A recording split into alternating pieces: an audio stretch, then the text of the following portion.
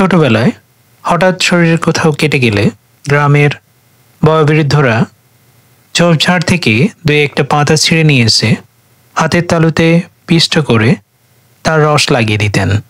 কি আশ্চর্য! বন্ধ হয়ে যেত সেই রক্ত পড়া। এই সেই জার্মানি লতা। অনেকে বলে আসাম লতা, লিবুজি লতা, রিফুজি লতা, বয়না লতা ইত্যাদি। ইংরেজি নাম হলো ক্লাইম্বিং হেম্প, পিটার ভাইন।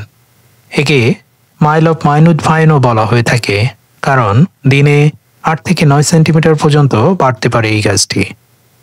অনেক দেশে এটিকে স্যুপ হিসেবে খাওয়া হয়ে থাকে। গোখাদ্য হিসেবেও এর জুড়ি নেই।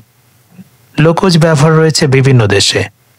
দক্ষিণ নাইজেরিয়াতে এ গাছের পাতার কাঠ কফ এবং চোখের ক্ষত সারাতে ব্যবহৃত হয়। পূর্ব আফ্রিকায় সর্পদংশন ও বিছার কামড়ের চিকিৎসায় ব্যবহৃত হয়।